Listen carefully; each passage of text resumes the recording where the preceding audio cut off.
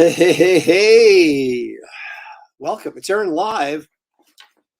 Let's draw a monster. Um, yeah, I know. How many weeks did I complain about how hot it was up here? And now it's freaking freezing. But see, Shelly runs hot. So she keeps the temperature off while the rest of us freeze in the house. So, but to help her out, we suffer and put our coats on and our sweaters, and it's not that cold, but it is a little chilly. So fall is definitely in the air. Oh, okay. I am like colossally unprepared, and actually the only reason I'm really doing this, just between you and I,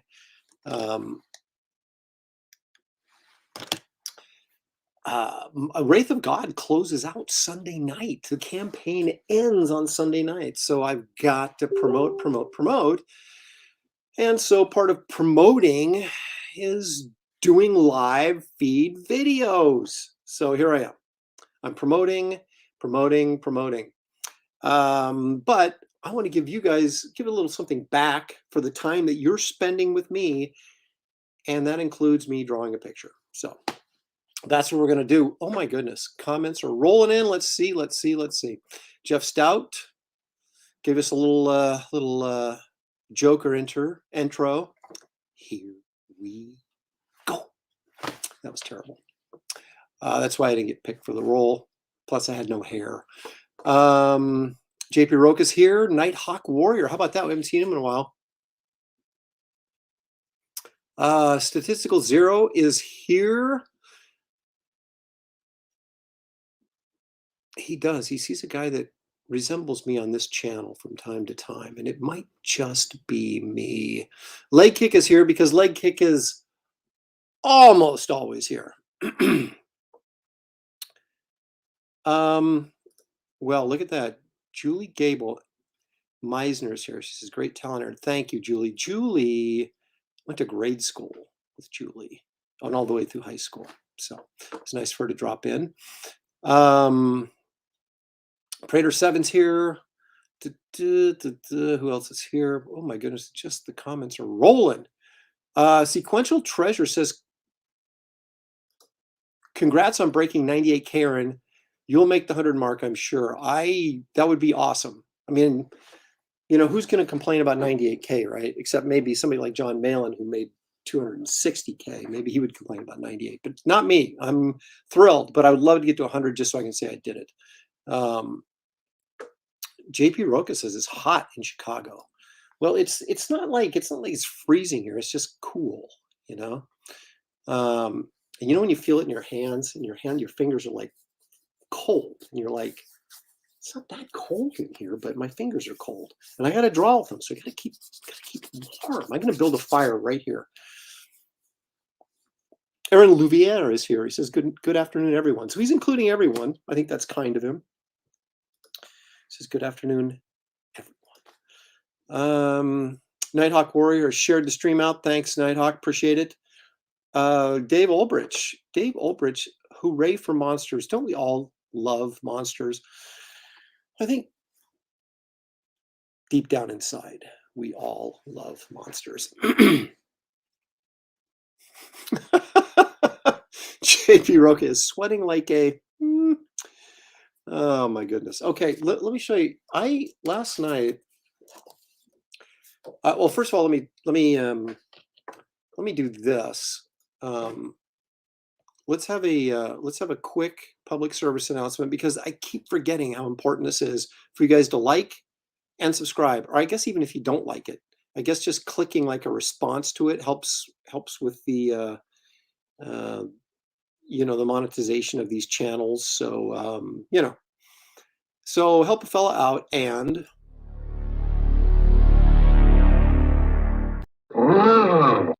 there's a monster. I've got these, you know, I've complained about this quite a bit because I have a hard time finding my little clips, my intros and things like that for different segments, because they used to be double columned on the right-hand side of this program, but now they're all single column. So it's like twice as long and they're not like alphabetical or anything. So it's just, they're all over the place. So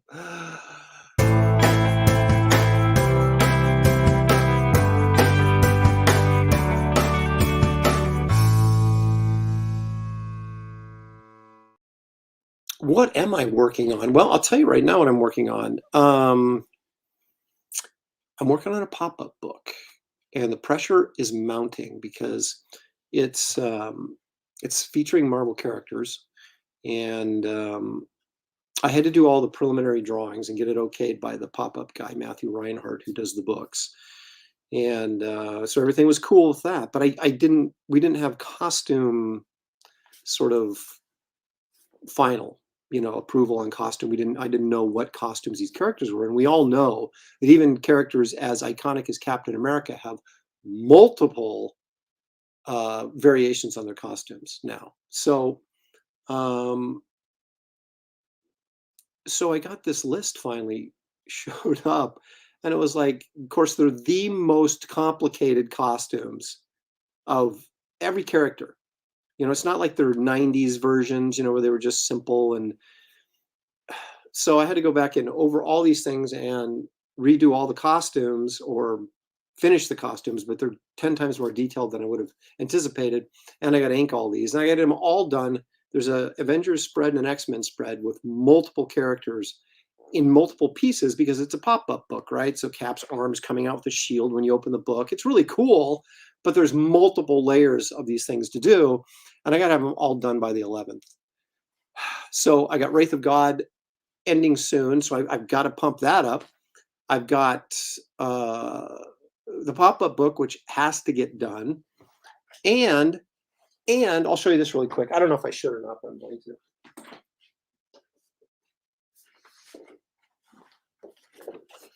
I'm doing a cover for a guy's indie book, which is kind of cool. It's got some space chick on there. So I got to pencil, ink, and color this by Monday. Hey, I'm thankful to be employed, but gee, many Christmas. It's always it's a feast or famine, right? Then I drew this last night because I was digging through. Isn't that nice little pen and ink there of Wonder Woman?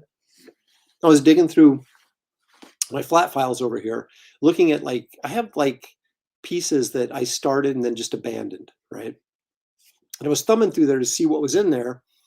And I found this it was inked sort of, but her face was terrible. And I was like, that's why I tossed it, but I didn't throw it out because the figure was really nice. It just, the face sucked. So I went in with the pen and a little bit of whiteout. You can't even tell, but I made some adjustments, and now she has a pretty face. And I thought, well, you know what? Now it's worth saving. So I went in there, and I was on a stream last night on Ethan Van Sciver's stream when John Malin was closing out his campaign, and I just sat there while they were, talking all the raunchy talk that they do. I was just not paying attention. I was working on this. So anyway, but showing support, and that's what it's all about. So anyway, let's see. Not many monster movies are made these days, mostly demon movies. There's some truth to that. They're like scary devil possession movies, which always really give me the willies. Well, let's see. There's a lot of highs going on in there. I just want to make sure I'm not missing any. Kevin Thomas showing appreciation for the Wonder Woman. Thank you very much, Kevin. I appreciate it. It's always better to be what's this? It's always better to be very in demand than the alternative, Aaron. That's boy, and I know both. So yeah. Okay. Well, I do this all. It's my Italian blood, right? It's like,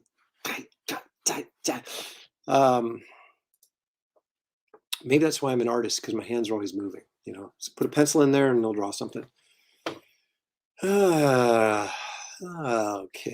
All right. So anyway, I thought, Dan Frag is doing his, Fragtober, where, they're drawing every day. Graham Nolan's doing his 31 Days of Monsters, which is kind of his video that he does every day of previewing a new monster movie. And I thought, well, why can't I draw a monster every day? And I'm going to kind of cheat today because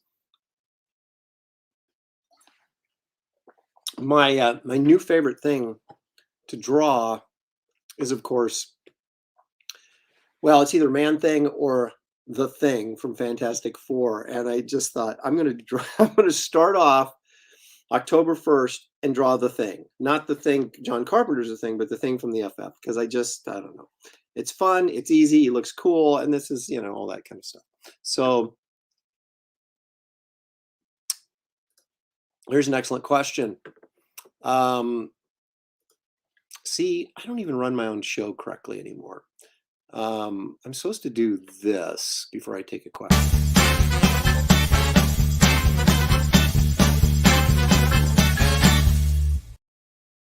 So there, I did it. Will I be focusing 100% on Wraith of God, or will I take on some side projects like the pop-up book? Nothing like the pop-up book. The pop-up book I took a while ago. It's just taken a long time for it to come to fruition. I'm going to really be. I've got a commission list, and so I will filter in some commissions here and there. If a cover opportunity comes up, I would do something like that and squeeze it in. But other than that, I'm working on nothing but Wraith of God because the funding's there, obviously, so that I can pay my bills while I'm working on it, which is the whole idea of crowdfunding a book, right? So you get to have the money available to actually pay you to do the work, so you can do it in a timely fashion. So I'm just going to be doing that full time, and then occasionally I will, I'll work and get my commission list down. So that's sort of my plan. Yeah.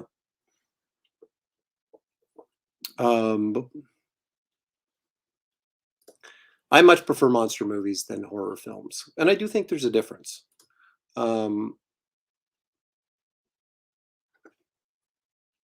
Yeah, monster a day. I was just telling Shelly, I was like, oh, I've got so much to do in so little time. It's like, can I actually afford to go on every day and draw a monster? But heck yeah, I can. So I'm going to. Sounds like a new sketch. I'm not doing any more sketchbooks. The hardcover is the last sketchbook I'm going to do. Why, you ask? Because they don't sell. I mean, my hardcover sketchbook's doing pretty well. So, but generally speaking, they don't sell because there's so many sketchbooks out there, and there's so many people doing multiple sketchbooks. I'm going to focus more on comic book projects and art books. Okay. Which would not just be, thrown together cheap sketchbook pamphlet, things like that, but would be actually like hardcover books, like my last sketchbook, which, just in case there's someone out there who has no idea what I'm talking about this. Raw Imagination, 20 years of sketches. That's a 64-page hardcover, full color, best of my sketches over the past 20 years. And that's a signed and numbered limited edition, 750, which I am selling through my campaign on Wraith of God, and I may sell out. I didn't expect it, but that's may happen. So, but yeah, I love sketches and I love sketch art, and I would probably include some of that in an art book that I would do, but the art book would be more, finished pieces and things that maybe you guys have not seen that I've been working on the side, or things like that. Like, if you remember, a few months ago, I was pushing this coloring book, and then I decided, people talked me out of that, and just go into Wraith of God, do Wraith of God, don't waste your time on the coloring book. But I still have several illustrations I've done for the coloring book, and there's more that I want to do. So who knows, maybe I'll put that together and have that as an extra item that you can buy along with my next comic project, and kind of like, do two birds with one stone kind of thing. Because most people in these campaigns, most people order just a single book, but a lot of people order, the comic along with something else. And so that might be an opportunity to squeeze that in. Have I ever tried airbrush? Yes, but I got to tell you, I'm not a big fan of airbrush. I don't like the way it looks. It makes me think of 70s van art, and which was fine in the 70s, but it just feels really dated to me. Um, so my mom got me like years ago, 10, 15 years ago for Christmas, got me this great airbrush. And it's still, I haven't cracked it open in 15 years. But I would use it for splatter effects or some background stuff like that. But um, I I prefer a more painterly approach so that you're seeing brush strokes and you're seeing texture from the paint as opposed to something really smooth and soft edged like an airbrush. But yeah, I did airbrush in college and stuff. In fact, I did when I was living in LA and going to film school at USC. I took a summer job, some commercial art job, where I did some uh, signs in a restaurant over on the corner of Hollywood and Highland.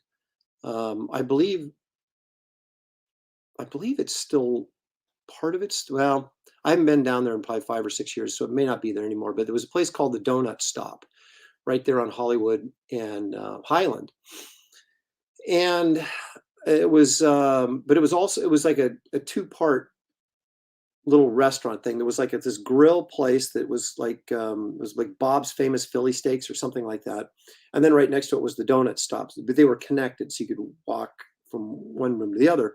And I got hired to do a bunch of signs, restaurant signs with the cartoon characters, for their menu and things like that. And so I did a logo for them, and I did all this stuff, but the illustrations for they were done on they were done on these like big wood panels, right, that would be hanging on the walls. And so they because they were going to get there was deep frying going on there was just oil and stuff in the air, and they would just be coated, these signs would be, so they had to be something that they could wipe down and it wouldn't ruin the art. So I had to paint these things in enamel paint. Okay. So I did these cartoon characters, and then I used an airbrush to color these things. And I was blowing enamel paint through an airbrush. And you want to talk about crazy. You want to talk about ruining an airbrush and a needle in an airbrush? Holy crap. I go through a lot of needles. But I did it and it worked. But man, that was something else, because that's not what an airbrush, especially an airbrush like that, is designed for, is not to be blowing enamel paint. But I did it. But that was probably the last time I did any serious airbrushing. Mm. So anyway, see, Aaron thinks so. He says a coloring book as an add-on would be great. So I just might do that. Or I might just do it as a book of black and white illustrations, whatever, oversized. Calling it a coloring book is probably a misnomer, because I don't know that anybody would actually color in it. But you could scan the images and color them if you wanted to, right? So, and I wanted to do them, bigger size than just 11 by or 8.5 by 11 or whatever. So I don't know. We'll see. Anyway, let's get on with this drawing stuff, shall we? I'll have you know, Shelly ordered me a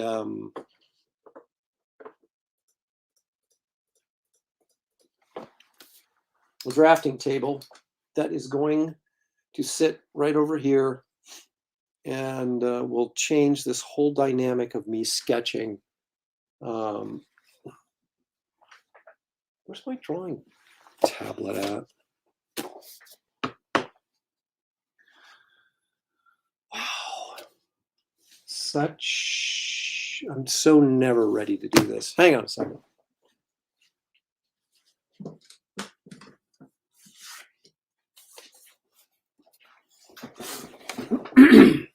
But yes, as my campaign for Wraith of God ends on Sunday night, Monday morning, I start working on that like right away. And I am thrilled to death.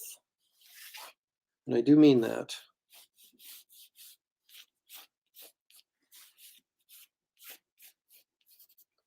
I used to hate the thing. I used to think he was dumb, but now I love him.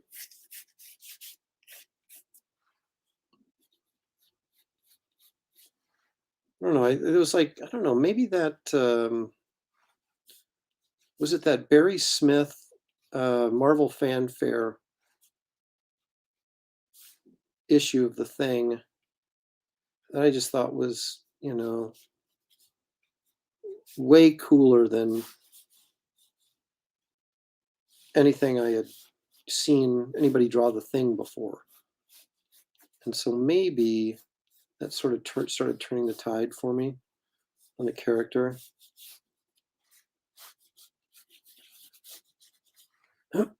Also, when I started getting over the, everything has to look like Kirby. If you draw the thing, it has to look exactly like Jack Kirby would do it. Made it seem maybe a little bit more interesting to me because I could do something maybe a little bit different with him, but still maintain that sort of Kirby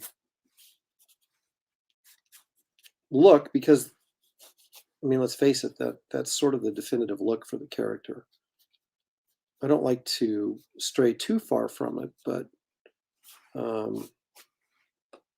I do like to maybe take a few liberties here and there once in a while.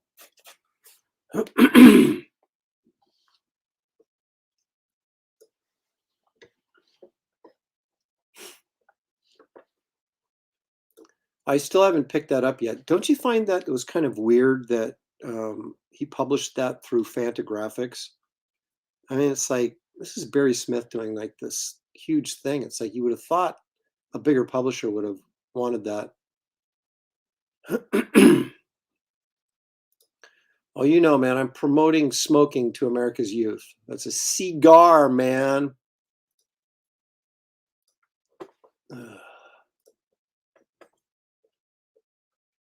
Boo. Yeah, that was weak. That was weak leg kick. That's all you're getting from me is a boo for that one. Yeah, there's a great Spider-Man versus Hulk story by Michael Golden packed away in there too. Not to mention a really terrific Captain America story by Kerry Gamble. Some of the best artwork he's ever done is in that.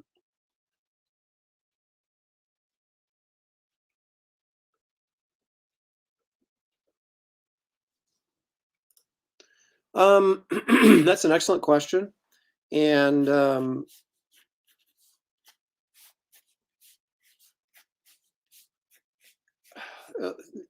there's so much that depends on, it's really hard to do that unless you get like a lot of money ahead. Like if you look at like Ethan Van Sciver's campaigns, right, where he's made like literally millions of dollars, like 3.5 million or something like that. So he's money ahead, right? And so then he can take that money that he's got that he's ahead on and hire people to come in and do stuff like that. And it doesn't really affect him because then he'll get his money back, when he crowdfunds puts the thing up for sale and raises money for it. But you can't ask the creative people to wait, do the book and then wait. Or you're also taking a risk. If I'm doing everything myself, and let's say it doesn't do as well as Wraith of God, right? Let's say it doesn't, and so then you've hired people, but maybe you're not making enough money on it to actually pay them what you promised them you'd pay them. So now you're in the hole, so there's a little bit of risk involved. I would have to feel pretty comfortable about how well a project was going to do, or get money ahead on projects I was doing myself so that I could then hire somebody up front to come in and do some more projects. I mean, Graham's doing that with his Two-Fisted Manly Tales, which, more power to him. And to me, that's risky. But, he's had 2 successful campaigns. I'm sure he feels very confident that he's going to do well with this one. And I don't know what kind of deal he made with the creative people he's working with on it. So, um, but I guess to to answer your question, if I can make it even longer answer, which should have been a short answer, maybe. I'm thinking about it. Um,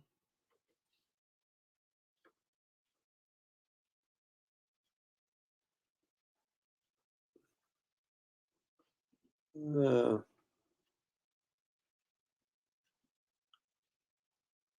uh,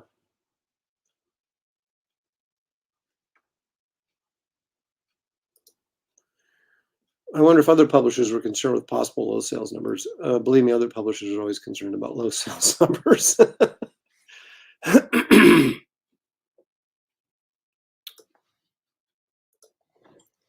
Oh, you think so, Jeff? Boo. That's what I think of your comment. So how about that? Um,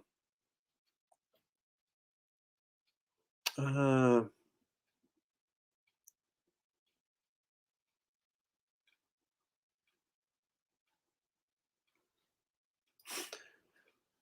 yeah, exactly. It's exciting to think about the possibilities, but you sort of have to really resist the temptation and the urge to uh, not put the um, cart in front of the horse, as the old saying goes.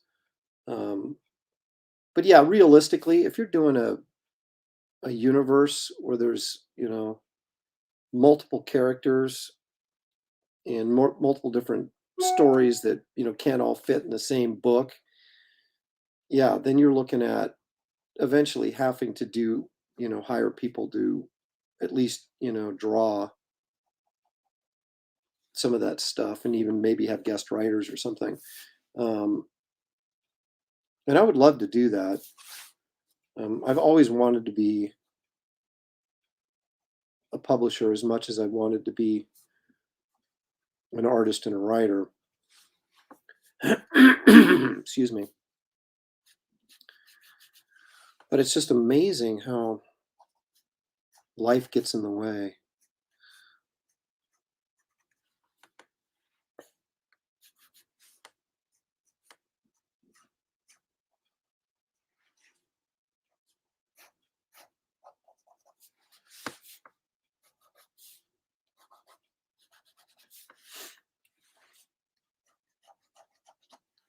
Gosh, excuse me.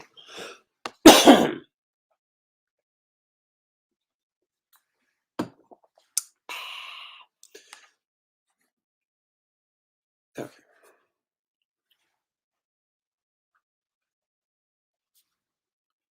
So I'm thinking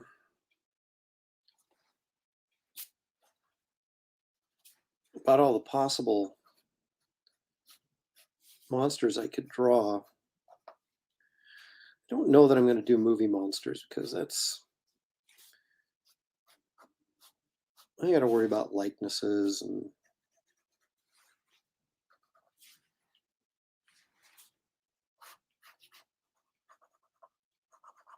but I can't just do comic book monsters. I mean, I could,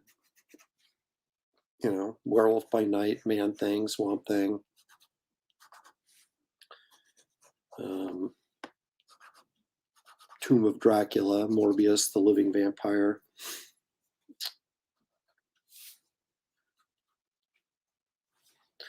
There are a lot of possibilities.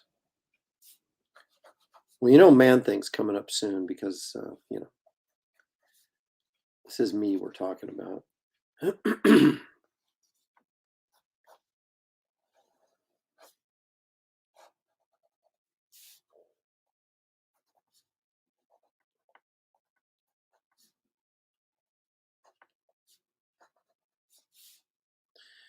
There was a time when I was like, I didn't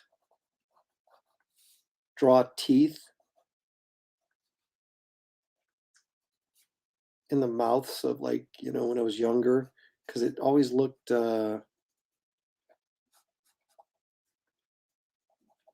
I don't know. It didn't look right to me. It took me a long time to figure out teeth.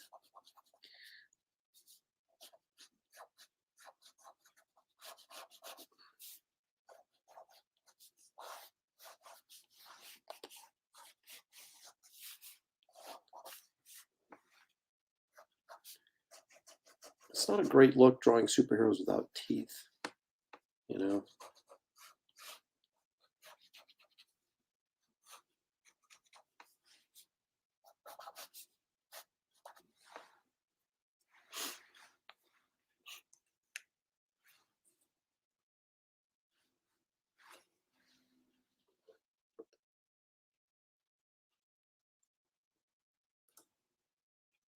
You're supposed to have Ben Grimm on my Instagram feed that had a bird pooping on his head.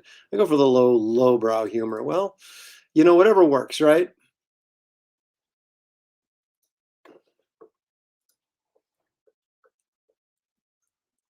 Hmm. That's a really clever observation, David. Now, observe this.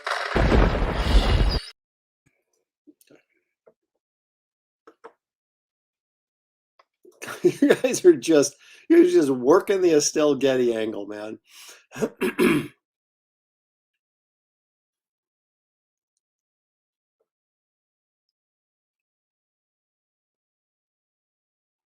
Let's see. The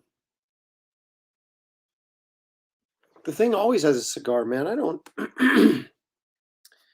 I always thought that was kind of dumb to sort of like suggest that somehow you were promoting smoking to little kids if um,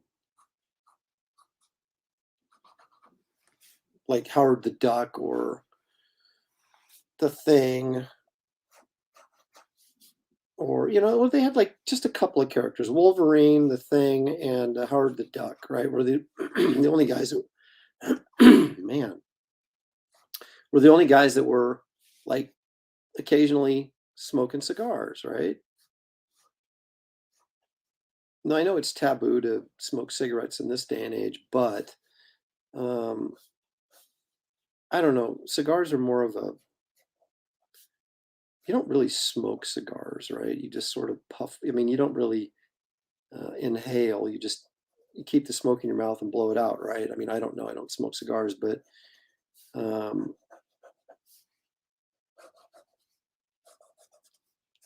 I don't know. It never really seemed to me like. I mean, watching The Thing smoke a cigar never made me want to go smoke a cigar. So maybe that's different with other kids or something. I don't know, but it just seemed like it was so dumb to kind of, you know, characters still smoke in movies. So what's the difference?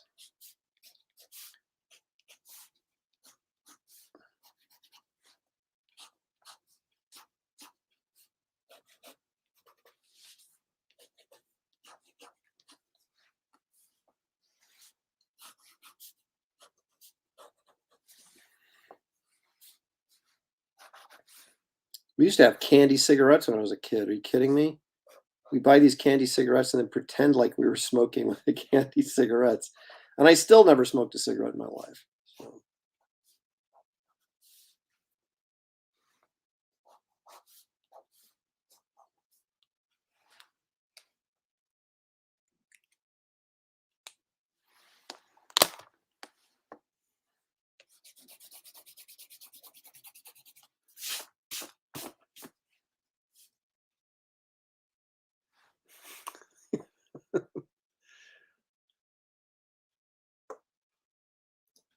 so Jeff Potts says you can go either way with your cigar. Shake it in your mouth just for the flavor, or those that actually inhale it into their lungs. Well, there you go. The Kingpin seemed like a guy that, he would smoke a cigar, inhale it. Um, there we go. Nick Fury as well. That's right.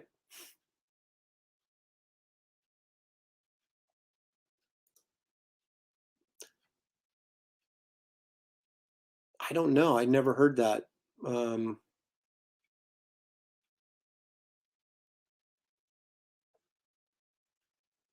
ah, Jeff Stout.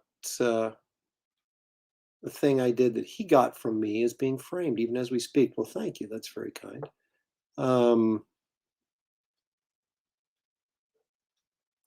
Right. This is, he's always, I mean, were those guys like constantly fighting? And that was hilarious. That whole Human Torch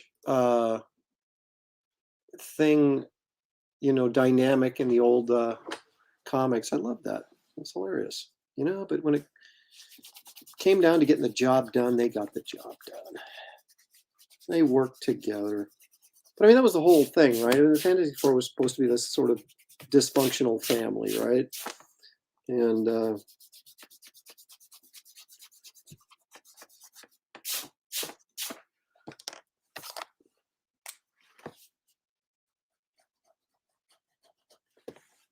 was never a big Fantastic Four reader as a kid, though. And I think probably the reason for that, well, even though it was the very first comic I ever bought, was FF 112. I think we had, in our neighborhood, we all started collecting comics at the same time. And so, which was not a big deal when we were just buying them off the rack. But if you went, once we discovered back issues, going to these old bookstores and finding back issues, there would always be a fight, to who would get the, what comic first. And so we all sort of like branched off, and like one of the guys, all he did was he collected Fantastic Four and Conan, right? So the rest of us sort of stayed away from those. And then, then I was a Spider-Man collector, although one of the neighborhood kids was also a Spider-Man collector, and he was older than me. So he always got the Spider-Man box first because he was, bigger. And, but then I actually ended up collecting just about everything. So it wasn't, but I just never, I just stayed away from FF for some reason.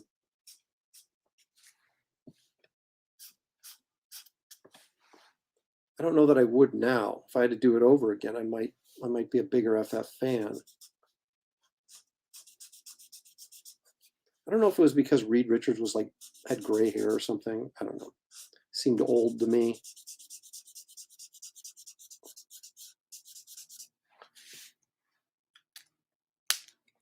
There's so many great first appearances, and stories in the FF that it really seems sort of foolish now on my part that I did not collect them.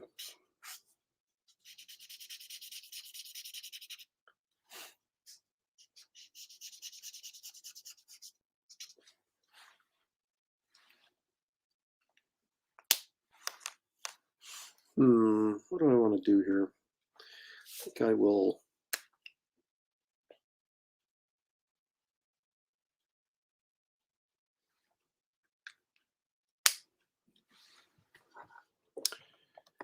That's true. It was tough sledding until I got older. Although the guy that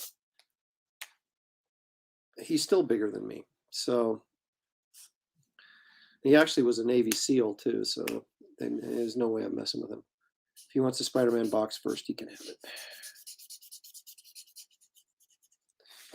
But we also, at that point, you start to learn that, what, I'm not going to go to the comic book shop, as we called it, the old bookstore, we called it the comic book shop.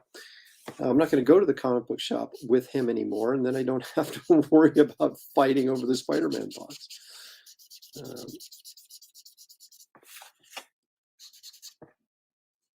But back then,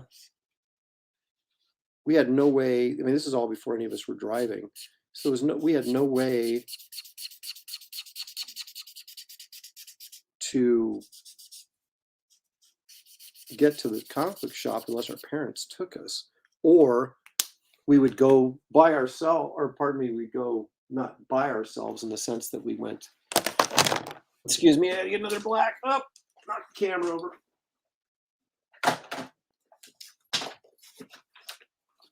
We would have to ride the bus, right? And because we were like between, 12 and 14 years old, going from the suburbs into East Portland.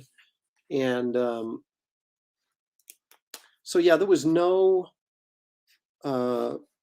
way. I was surprised our parents let us do that at all, but we would have to go together as a group, right? Sort of keep each other safe kind of thing. And so that's why very rarely did any of us get there by ourselves, or we could,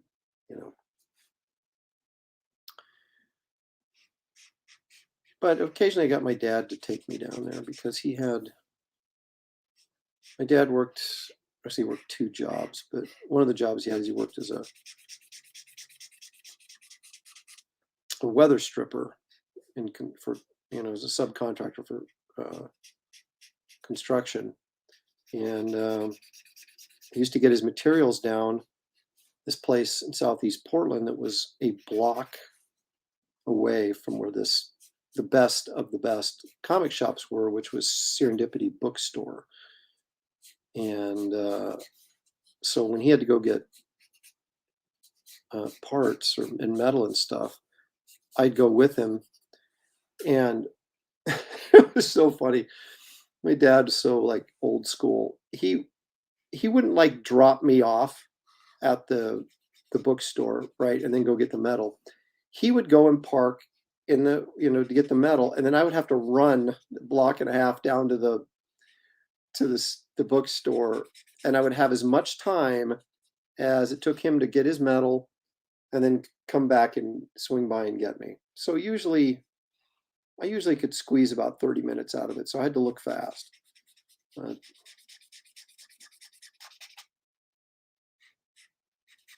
The good old days.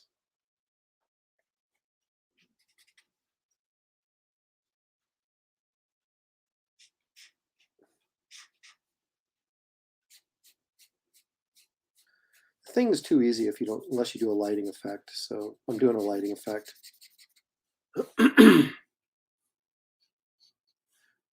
From his cigar. See, the cigar also helps create a reason for dramatic lighting effects. It's all these wonderful reasons to have him smoking a cigar.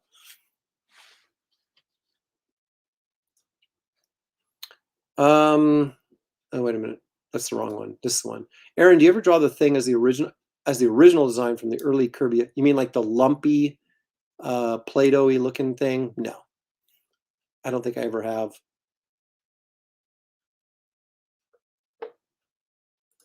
If you guys did not see the professionals last night, oh my gosh, we did match game, and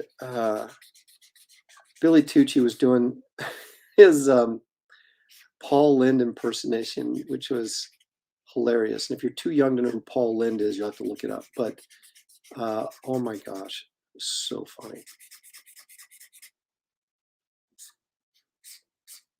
Although I'm a bit, a bit resentful of Graham for kind of ripping off my game show idea, but it was funny. So,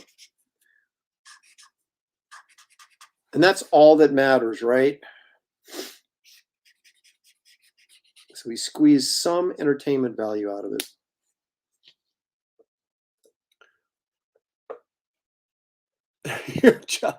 Hey, everyone, clobber that like button. Absolutely.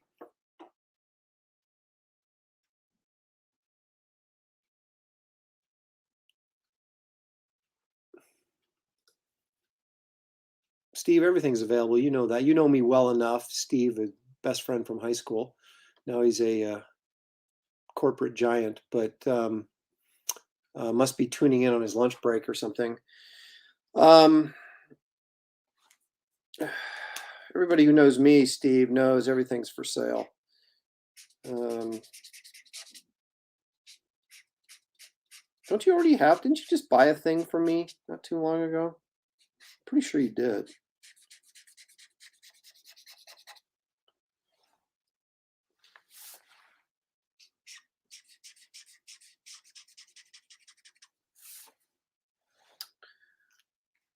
there's nothing better than be able to sucker your old high school friends into buying your artwork. It's a talent, really.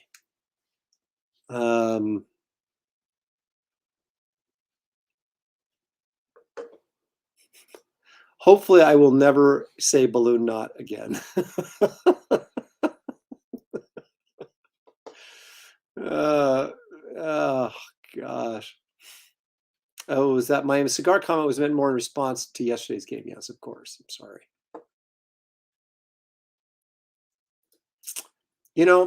I have done that before, where I've actually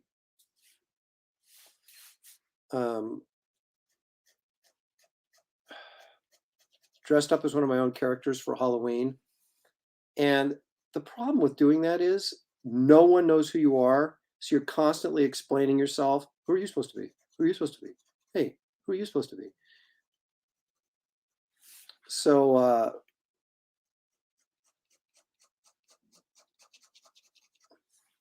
if I dressed up as Wraith of God and everybody that came to my door and they would say, hey, that's cool. Who are you supposed to be? Then I have to explain the whole thing to them. I guess I could sell them comics, right? But it'd be pretty tedious every time the doorbell rang to have to explain why I was dressed up like I was.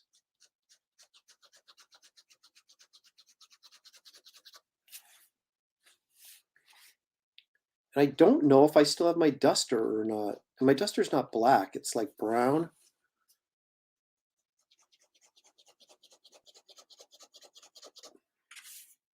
I know I'm just making excuses of why not to do it, but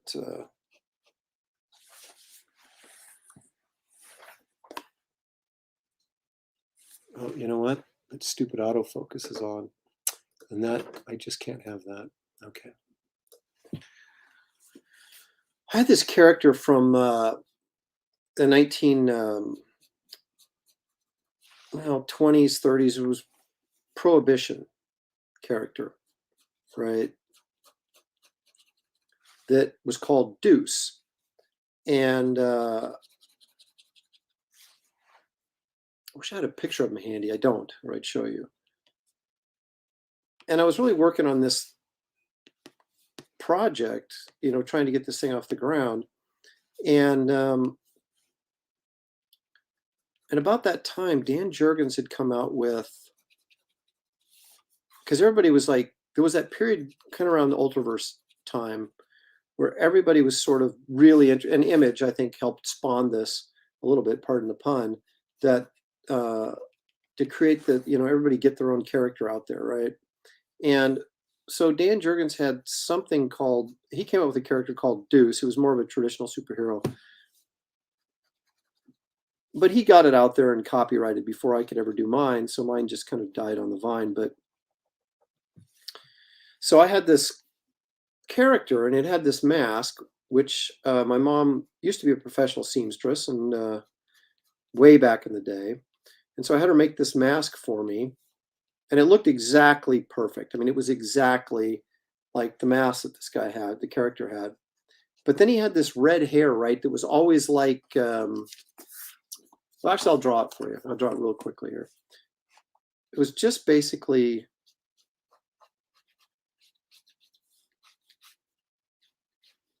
pretty sure he had a split down here. Kind of had some Spider-Man eyes, as I recall. Something like that. I don't know if that's exactly right. Okay, so it went like this. And he had a trench coat. Okay. And then he had this red hair, but it was always doing this. It was always like, it was always flowing, like, in the wind kind of thing, right? Like I tend to do with my character's hair.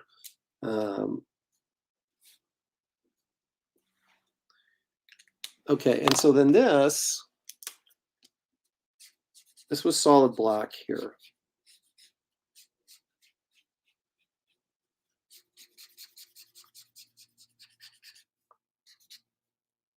Like that, okay? And so And then he had like a, you know, tie or whatever, or something like that. Actually, no, he had a scarf, I think, in there. Yeah, it was a scarf. So, but anyway, and I think this was orange. I can't remember, but the half the side was black, and then he had this red hair. I don't think it was orange. That doesn't matter. Anyway, so what I had my mom make this mask for me, right? That went up and went over, um, covered my face and around my chin and wrapped around my ears back here, and it looked really, really good. And then she put some like white uh, filters or something in the eyes, right? But then here's the thing: I bought this clown wig, right? That was red hair, right? But it was all curly, and I had my mom comb it out. And now, this is when I'm an adult, not when I'm a little kid, right? Because I wore this to a costume party, and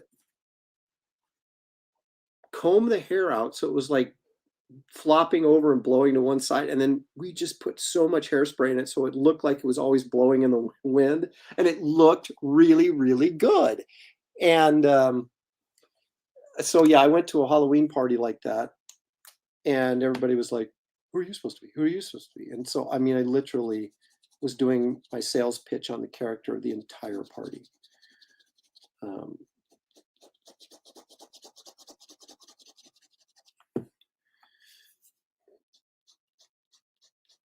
And that was as an adult, right? So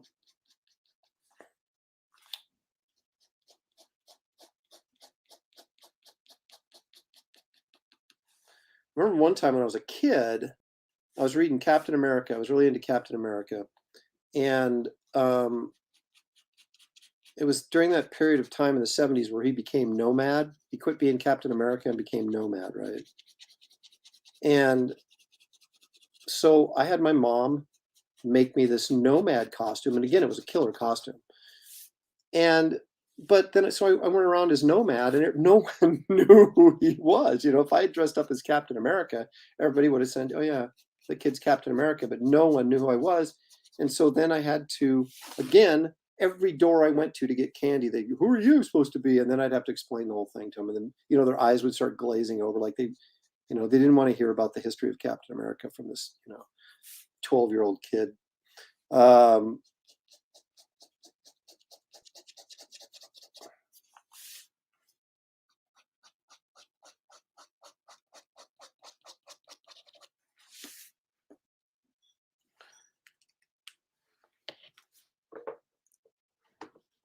I can't give a short answer to anything, can I?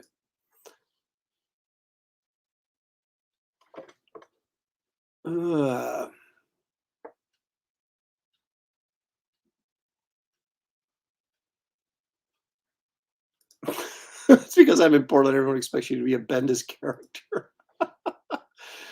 uh,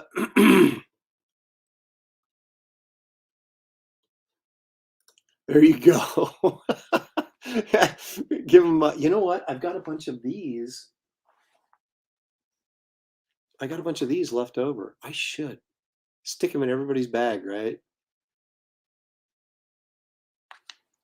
Like advertisement. That seems sort of. I don't know. Here, kid. Here's your Snickers bar. Oh, and here, go ask your mom for money for this. I guess a real salesperson would do that. I suck at sales. I always feel like I'm being annoying when I'm trying to sell something, so it's like I just don't like to do it.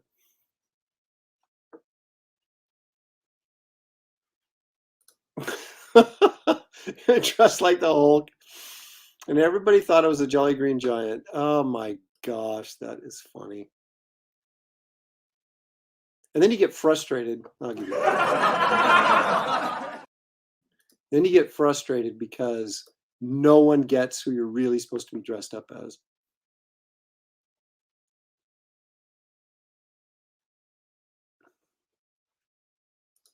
No, I'm just being spooky for Halloween. I'm not venomized. No way. No way.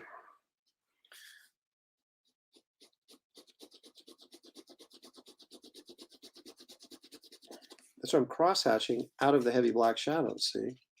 To emphasize the fact that this is not venom, but it's just shadow effect.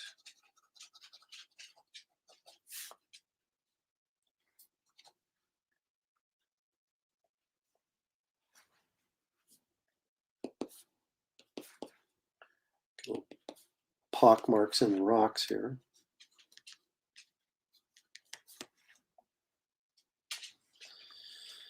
All right, let's see what we got here.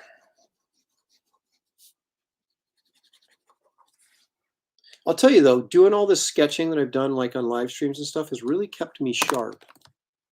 It's like when I started working on Wraith of God pages, man, it was like I'd never been away from the drawing table.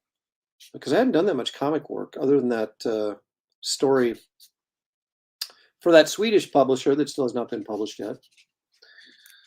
Oh, you know the one I'm talking about. I hope I can find the picture. Did I ditch the picture? I must have.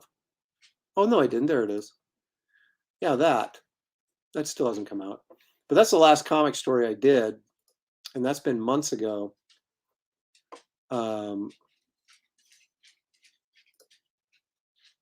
Good night, Jeff. I didn't get to blow you up today at all.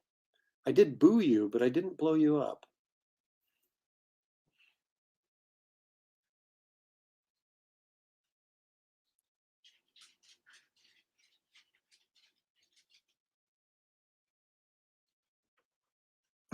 It is.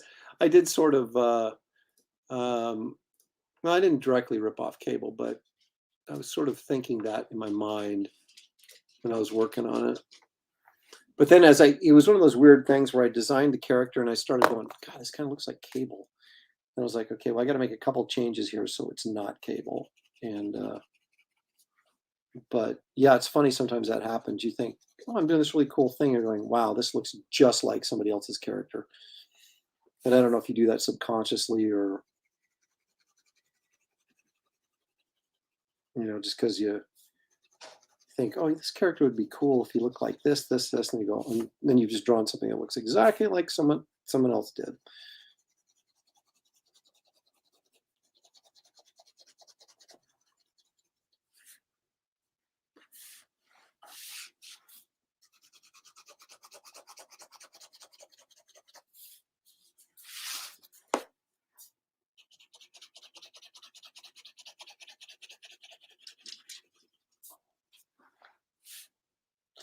But my idea is better than Cable because it's not owned by Marvel. So there you go.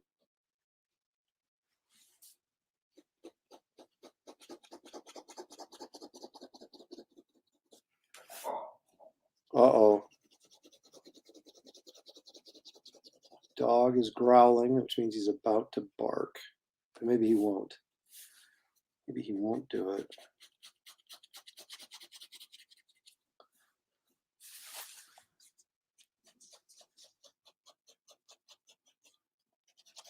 So I'm proud to say I bought a new comic.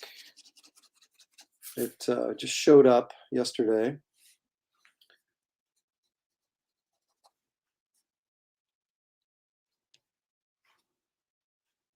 It's an issue of Thor, CGC graded.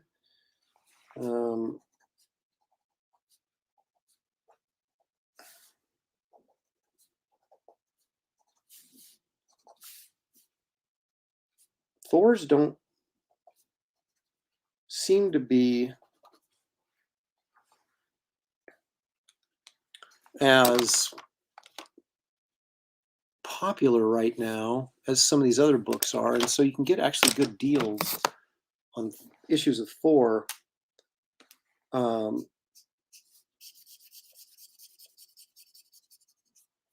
I am always about getting a good deal.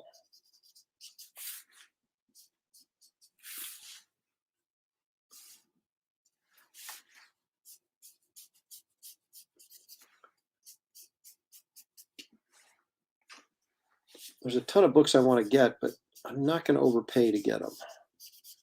So I'm always looking for, okay, what do I want that no one else is paying attention to right now that maybe I can get a deal on and feel like from the investment side of me that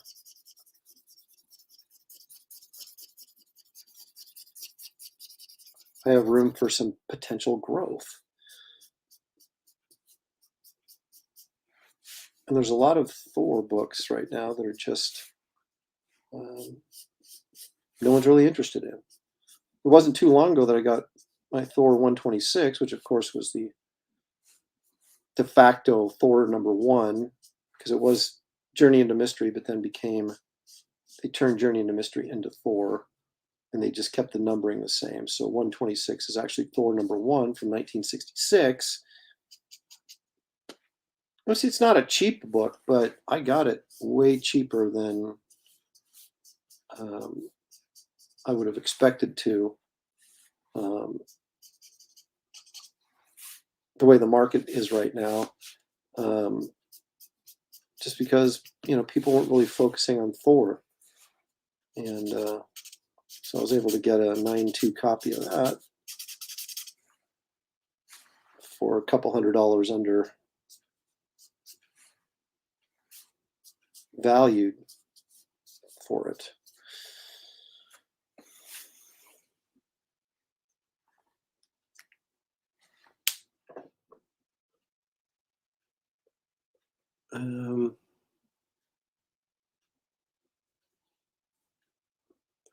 What would be my holy grail comic? Do you already have it? That's an excellent question. My holy grail comic used to be either Spider-Man #1 or Amazing Fantasy 15, which I never got either one. And so I had every issue of Spider-Man, and so I just sold my Spider-Man collection because I knew I could never finish it. And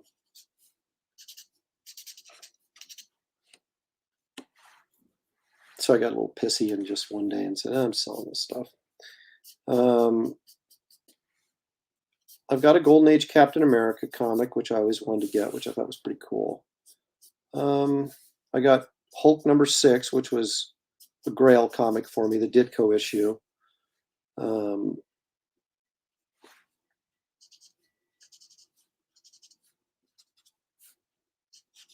I would love to have a Golden Age Captain America #1, which of course I'll never have. All Select #1, which is also a Golden Age book, has a great Alex Schomburg cover on it, which I will never own. It's too expensive. I did get an Avengers #4, which is the first Silver Age Captain America, which I never thought I would get. So that was actually pretty cool that I was able to pull that off. And I was a big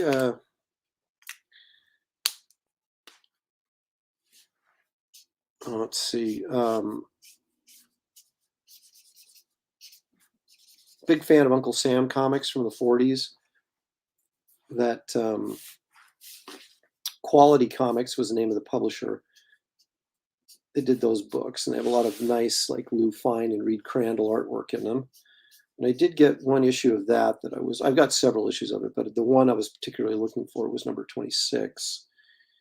And I was able to get that several years ago. So that was like on my list. But so there's like two different grails, right? The kind that you could potentially afford, and then the ones you'll never afford.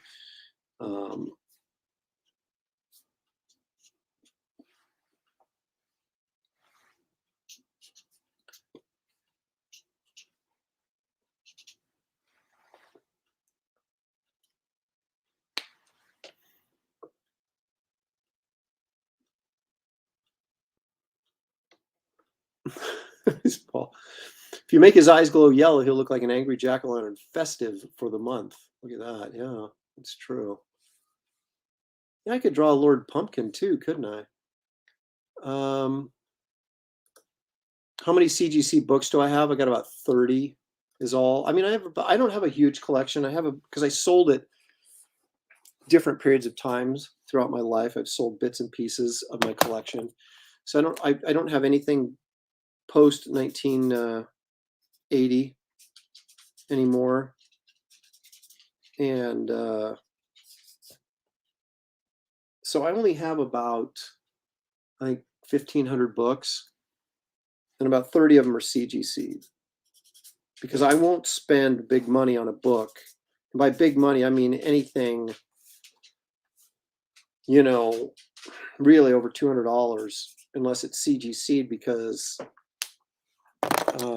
unless it's a mid-grade book, because then it doesn't really matter. But if I'm getting a high-grade book that's supposed to be a 9.2, there's nothing more frustrating than getting a book, thinking it's 9.2, stashing it away. Then 10 years later, you think, I'm going to trade this, or or upgrade or something, and then you notice a crease on the back cover that you didn't notice before, or something, and suddenly your 9.2 is an 8.0 or a 7.5 or something. And so the way to keep from that happening, of course, is to buy graded books. And I don't send my books in to get graded because it costs too much money, and they never come back what I think they are. But I will buy new books graded.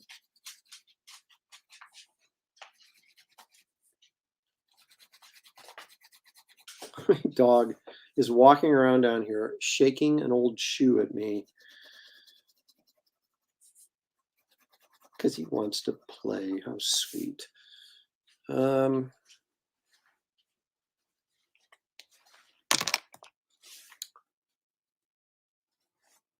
It's coming along pretty nicely, isn't it?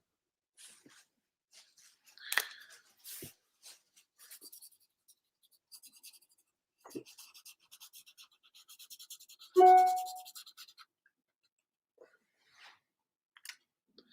don't know if I'll be streaming tomorrow. What's tomorrow? Tomorrow's Saturday. Tomorrow's college football. I don't think I'll be streaming tomorrow. Well, I probably should, at least a little bit. But is anybody really... well, I guess it might be Saturday night. Someone might be around, right? I don't know if anybody during the day is going to be around, though.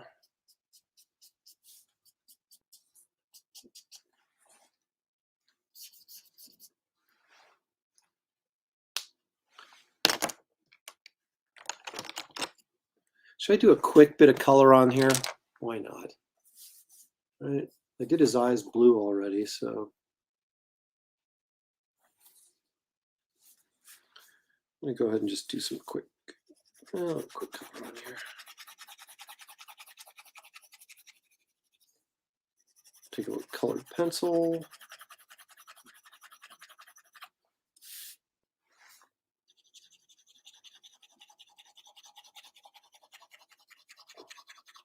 I'm doing this very lightly. I'm not going in here real hard because I'm going to smear it in just a second.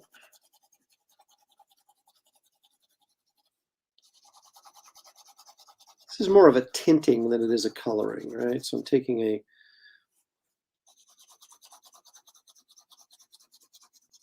black and white drawing, much like a black and white film, and color tinting it, or black and white picture, photograph.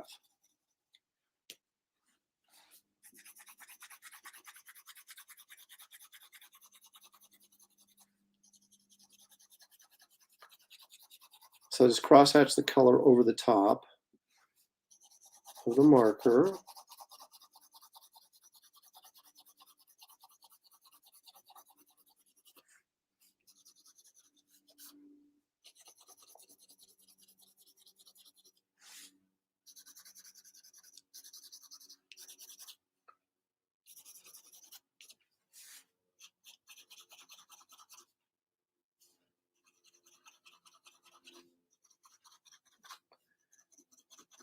And I hope I have a tissue laying around here like I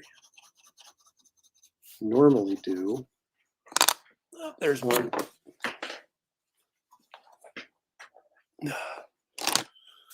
GJ Martinez says, man, this looks so nice on my 4K TV. Wow. Hey, Thank you. And you can that we also owe a deep, deep gratitude or measure of gratitude to my Ethernet cable, which since I went off Wi-Fi, the color has improved, the clarity has improved. Yeah, I just went from being a sucky live streamer to top quality just by hooking up an Ethernet cable. So simple, and yet it took me so long to do it.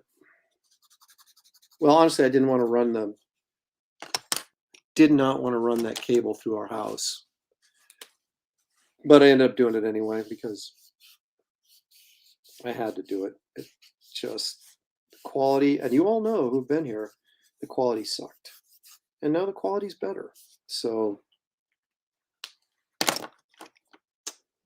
I'm going to go in with a little bit of yellow in here. Just a little bit. Just closest to the cigar.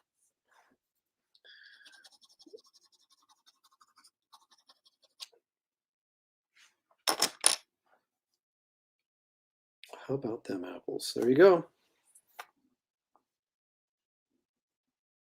There's the thing. Actually, now that I'm looking at it, I want to soften. Let me see if this is going to work or not.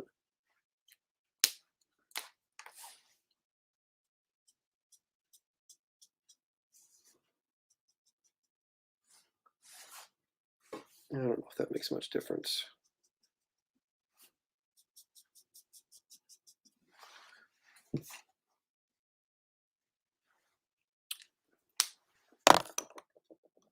Kind of wanted to have that blend a little bit nicer out of the black.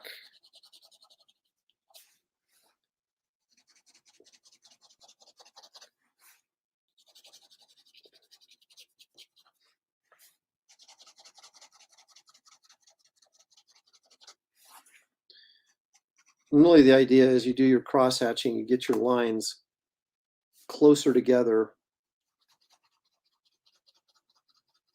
and then farther apart as they go. So it's closer together, your lines are closer together into the black, and then as you get away from the black, you create a distance between the crosshatch lines, and that helps create that fade effect.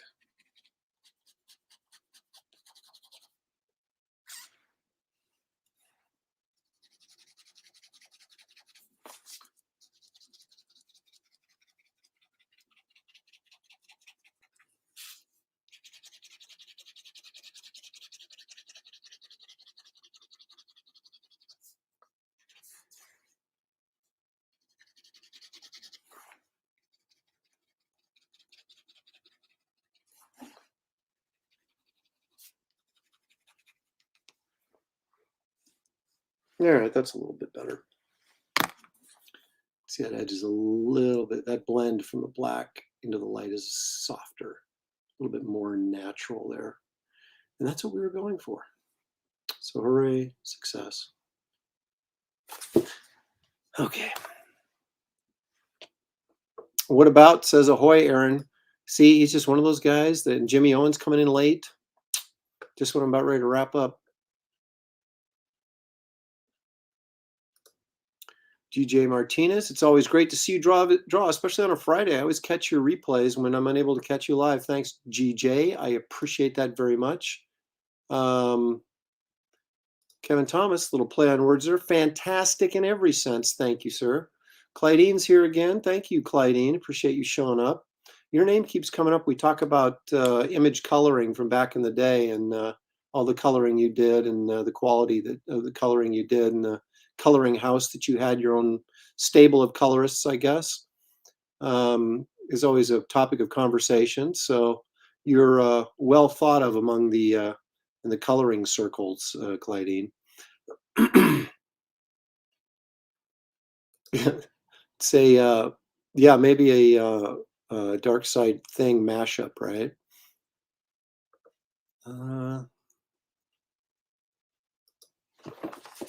Well, I mean, it is kind of brown, right? You want me to go with a little bit of a brown colored pencil? All right.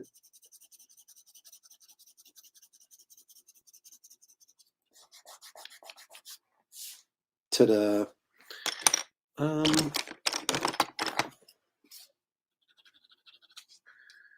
There. Keep noodling forever. Whichever ones I have. To be honest with you, these are all like some of these I've had since I was in high school. These are Crayolas, which they're fine. I mean, they're not great. Prismacolors are nice. I have Prismacolor Crayolas, and more recently, I've been buying these when I buy new ones. Oops, wrong way. Faber-Castell. You probably can't read it there. It's all shiny. But yeah, Faber-Castell are the three that I seem to have the most of. But they all seem to work fairly well, at least for my purposes. I mean, if I was doing like a finished piece, an elaborate finished piece, I might be a little bit more selective about what I was using. But for this stuff, it just, whatever works. I've said this before, but it's so great that's worth repeating that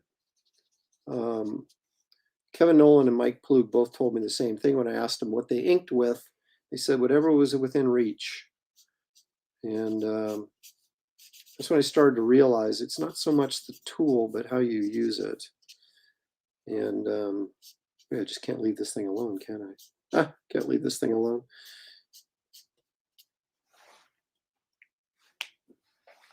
All right, I'm gonna, that's it. I'm done. I'm done with it. I'm done with it. Wow. Look at that. You had 43 colorists in your shop? Wow.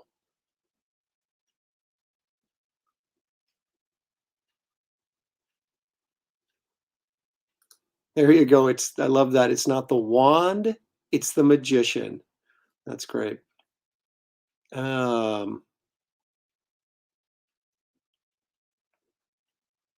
Yeah, I've got a couple issues of 2-in-1. Number 1, which is where he fights Man-Thing, so clearly that I have that issue. I mean, why wouldn't I, right?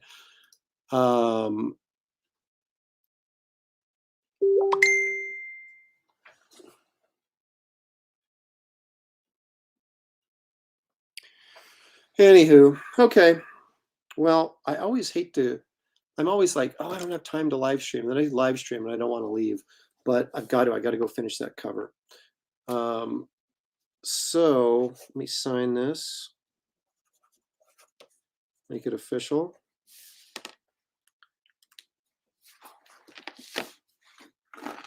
Oh, I'm almost out of tan paper. I'm gonna have to go get another tablet. Let me switch back here. There I am.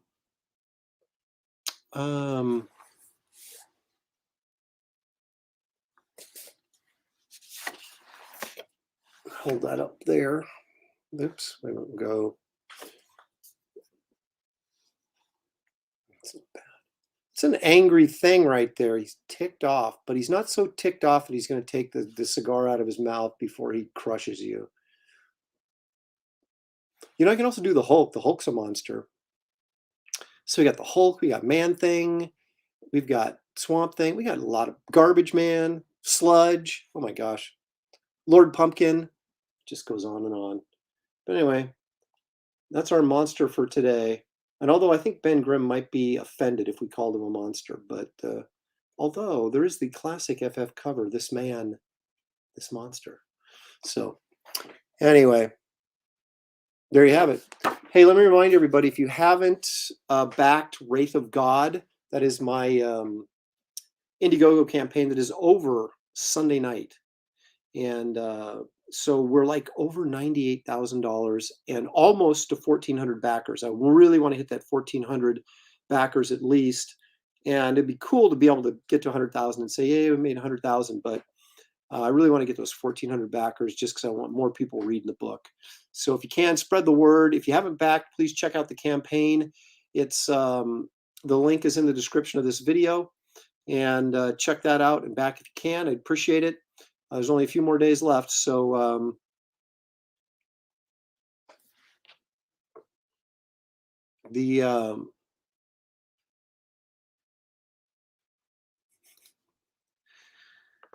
oh my gosh. Okay, hang on a second here.